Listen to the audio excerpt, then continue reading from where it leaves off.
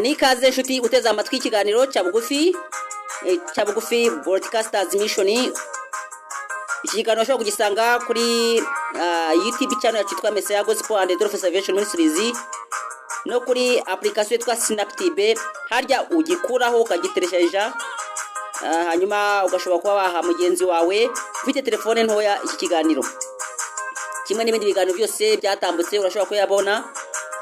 Urashobora no kuduhamagara kuri nimero guteranya 550 88 kuri 750 648.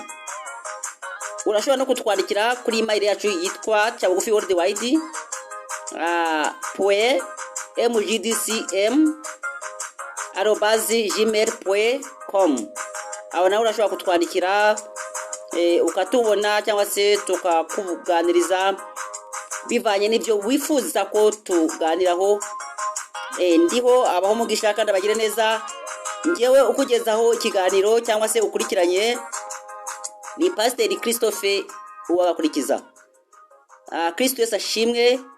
Imana ndiho ise wa Kristo n'umwuka wera abane namwe. Ndagira ngo tuvuge mu by'ukuri ibintu bijyanye n'umuryango. Iyo ufite umuryango murabizi ko ni umugabo n'umugore ariko bafite abana. Hari ibyo umuvyeyi burya yifuriza umwana we, ukavuga uti umwana wanjye ndamuvyaye ariko nifuza ko uyu mwana yazavamo umuntu umeze gutya, umuntu w'agaciro, umuntu ushobora kuba yagira ahantu yagera. Ugasanga mu buzima bwawe wifuje ko umwana wawe yagira iterambere cyangwa se nibyo wamuraga, kuko birakwiye ko tugira ibyo turaga abana bacu. Ariko mu byo tubaraga hari igihe usanga umuntu atifuza yuko abana be cyangwa se abamukomokaho bazakurikira Imana. Ugasanga ni umuntu uri aho ngaho yifuza ko abana be bazaba ari abana batazi Imana. Ntubone yuko yakifuza ko abana be bagira iterambere. Ariko ni byiza yuko mu mibereho yawe ugira umuhigo uhigana n'Imana, ukavuga uti ko bisa kose nge nifuza ko Mana ungiriye neza abana banjye bazamera batya, bazavamo abantu b'abagabo, bazavamo abantu babasha kwitunga, babasha kwifasha, abantu bazi ubwenge, abantu washyira mu bandi bantu ukabona ko ari abantu bakomeye mu mutwe cyangwa se abantu bazi ubwenge. Nicyo umuvyeyi yifuriza umwana we. Iyo dusomye mu gitabo cya Yosuwa, ibice byaho 24 ku murongo waho wa 15, reka dusome twumve ijambo rihari. Hari ijambo rihari Yosuwa ubwe yabwiye Abayisiraheli. Yarababwiye ati, kandi niba mutekereza ko ari bibi gukorera Uwiteka uyu munsi, nimwitoranirize uwo muzakorera, niba arizo mana basogokuruza bakoreraga zo hakurya ya rwa ruzi, cyangwa imana y'Abamori bene iki gihugu murimo. Ariko ngiye n'inzu yanjye tuzakorera Uwiteka. Imana ishimwe cyane. Ni ukuvuga ngo uyu mugabo Yosuwa yatoranyije cyangwa se yegeranyije Abayisiraheli, arababwira ati murakwiriye gushaka imana muzakorera, murakwiriye gushaka imana nyamana, ariko jyewe ubwanjye n'inzu yanjye tuzakorera Uwiteka.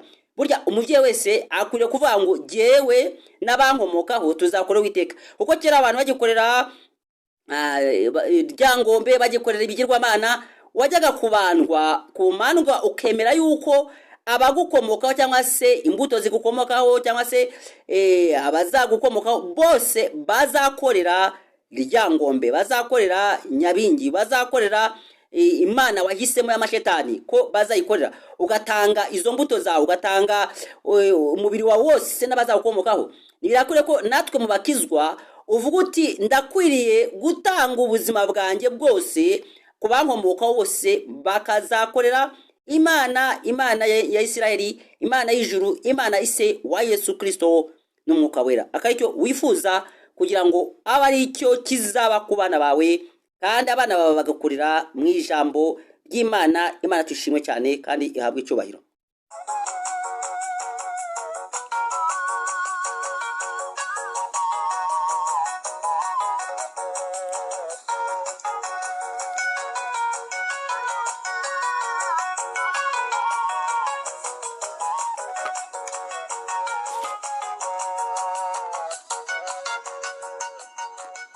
inshuti rero tugarutse mu gice cya kabiri cya kino kiganiro nk'uko twabibabwiye dutangira ku munsi wo kuwa mbere twabwiye ko iki kiganiro kizakigira ibice bibiri ariko ari ikiganiro kimwe.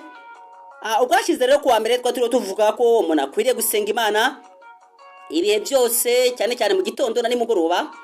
Twavugaga yuko buryo umuntu asenze mu gitondo ari umugisha cyane ukomeye abagize, kubera ko uyikuraho imyaku n'imikoshi. Abantu benshi cyane bakuraho bango twego twagize umwaku, ukumva umuntu yavuze ati giye sinzasuza runaka uri atera umwaku, cyangwa se nzavuga ikintu kirunaka gikoko se cyangwa se inyamaswa n'inyivuga izaba inteye umwaku. Ariko harya bituruka ko ubutizera, ariko wasenze ukizera ko Imana ishoboye byose, nta myaku nta mikoshi ishobora kukugeraho. Imana ishimwe cyane kuko Imana ikuraho ibyo byose kandi bikavaho burundu. Turagira ngo turebe ko dukomeze muri ya nzira yo gusenga, tubavuga ko gusenga byiza cyangwa se gusenganya byo birashobora kuba urwibutso ni inzira unyuzamo. Gusenga ni urwibutso, inzira unyuzamo kugira ngo Imana ikugirire neza, Imana igutabare, ukibutsa Imana ibyo yakoze. Twigeze tubivugaho, hari igihe twigeze tubivugaho tuvuga ati kwibutsa Imana ibyiza yagiye ikora mu masengesho, kuko iyo urimo wasenga urimo gusenga Imana yibuka cyangwa se ubondaho uburyo bwo kwibutsa Imana, uyibwira uti Mana wibuke ko hari icyo wansezeranyije, wibuke ko hari icyo wambwiye. Ariko ivyo bintu ntabwo ushobora kubigeraho utari umuntu wakiriye Yesu nk'umwami n'umukiza. Ntushobora gusenga Imana utarakiriye Yesu nk'umwami n'umukiza wawe. Reka turebe ibyakozwe n'intumwa ibice byaho 4, ibyakozwe n'intumwa ibice byaho 10 nako turasoma ibice 10 ku murongo waho wa mbere tugeze ku murongo waho wa 4. Ibyakozwe n'intumwa igice cyaho cyangwa se ibice byaho 10 ku murongo wa mbere tugeze ku murongo waho wa 4. Hava ngo marayika abonekera Korneliyo. Hariho umuntu w'i Kayisariya witwaga Korneliyo, umutware utwara umutwe w'abasirikare wo mu ngabo zitwa Italiyana. Yari umuntu w'umunyadini wubaha Imana nabo mu rugo rwe bose, wagiraga abantu ubuntu bwinshi, agasenga Imana ubudasiba. Abona ku mugaragaro mwiyerekwa marayika w'Imana yinjiye iwe nko mu masaha nko mu isaha ya 9 y'umunsi, aramuhamagara ati Korneliyo. Aramutumbira, aramutinya, aramubaza ati niki mwami? Aramusubiza ati gusenga kwawe n'ubuntu bwawe byazamukiye kuba urwibutso imbere y'Imana. Imana ishimwe cyane. Ni ukuvuga ngo iyo usenze Imana, ugasenga Imana kandi ko gusenga kwawe kukagiba kujyana n'ibikorwa, kuko ntabwo ukure gusenga Imana utagira ibikorwa. Iyo ugira ibikorwa ukanasenga Imana uhayimanyije nayo uwizira nk'uko twabivuze ubwashize, bima urwibutso mu maso y'Uwiteka, bigatuma Uwiteka akugirira imbabazi, avuga ati uyu muntu muri kumbyukuri aranyubaha, arankorera, aransenga. Igihe cyose Imana ikugira neza, iragutabara. Ariko ugasenga Imana utitotomba, ugasenga Imana amaze kwihana, kuko ijambo ry'Imana ritubuza cyane rwose kuba wasenga Imana uri umunyabyaha cyangwa se ufite ibyaha. Kuko iyo usomye mu Migani igice cyaho cya 28 ku murongo wa 9 hatubwira neza yuko umuntu wiziba amatwi ntiyumva amategeko y'Imana, ntiyubaha Imana, uwo nguwo isengesho rye ni ikizira mu maso y'Uwiteka. Birakwiye ko rero umenya ko gusenga kwawe ukwiye kwitunganya ukegera Imana, ariko noneho ukanavuga uti Mana wibuke ko hari icyo twavuganye, kandi kugira ngo ukibwire Imana nuko nyine kuko uba waragize igihe cyo kubana nayo, ugasenga Imana ukayibutsa ibyo yakubwiye, hari aho yabikubwiriye ukayibutsa, kandi ikindi ukibutsa Imana ibindi byinshi yakoze. Nababwiye ko Imana itajya yibagirwa, ariko Imana ibishaka ngo uhore yibwira yuko ishoboye, ifite byose, ifite imbaraga. Kandi haba n'uburwayi ukavuga uti Imana ndagushimira ko ndwaye, ariko nubwo ndwaye ariko sinapfuye, nabyo ndabigushimira. Bityo iyo bivuze gutyo Imana yumva yuko burya hari icyo yakoze nubwo ufite ibibazo, bityo ikaza kugutabara, ikagutabarira muri rya jambo uvuze uti mwami, nubwo habimeze bitya ariko nabyo ndagushimira yuko bitampitanye, nubwo hari intambara, nubwo harimo abampiga, ndagushimira yuko batanyishe kuko harimo abahiga abandi bakanabica, ariko jyewe ndacyari muzima. Ibyo ukabishimira Imana.